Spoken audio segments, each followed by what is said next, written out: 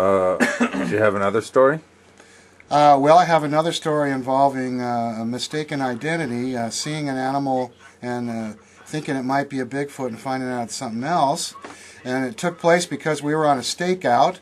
Ralph, Jack, and I were staked out in front of a man's house where we had reason to believe there was an animal trail that at times included a Bigfoot and going down the trail. And this Bigfoot would have to cross the street out of a wooded area and go next to the man's house to get down into this creek area where we had found animal remains. So it was in the middle of the night. We were staked out there. Ralph had his night vision camera ready, and we were just waiting to see what was going to cross the street and go into that area. And I had just kind of closed my eyes for a minute, and Ralph said, "There it is." And he leaped up, and I'll let him tell you the rest of the story.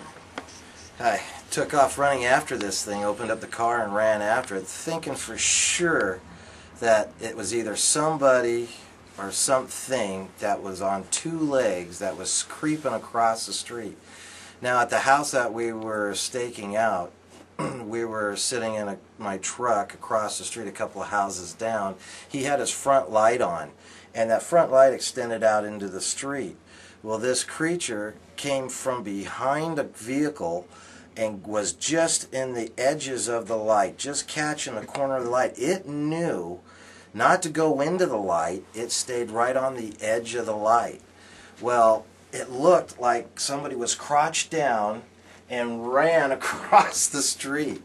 I caught it as it was starting to come out. I went, "Oh my God," I'm going to go after it. I opened up the door and I ran after it. It ran back the way it came from, and I didn't see that as I got out of the car. Well, I ran out there thinking for sure I was going to catch somebody.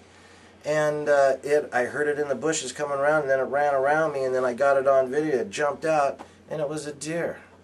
This deer was lightly colored in the front and dark colored on the sides, but the way it was coming from out of the shadows and hanging into the shadows, it looked like somebody crouched down.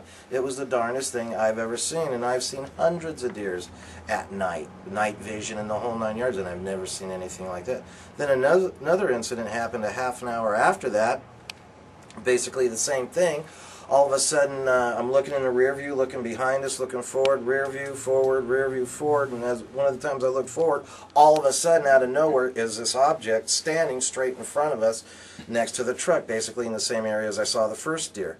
It was standing straight up. I saw legs, chest, and a head. Its ears were pulled back and giant eye shine. I told Mike, I go, "What the hell is that? What is that? Somebody's there. Somebody's there. I'm going to go after him." I took my big flashlight, stuck it out the window of the truck, hit it with the flashlight, and it's a deer. But it's a huge deer. It was taller than the truck that it was standing next to. But when you're looking at it straight on, you're seeing its arms, you see its chest, and you see its neck and head. And it looked like a human. Until we hit it with the lights, then it turned and it was a deer. But oh my God, you talk about the intensity of the situation, you know, on a stake at 2 o'clock in the morning, and you're expecting, you know, to see something else, and then, you know, the natural animals can definitely play tricks on you. That's for sure.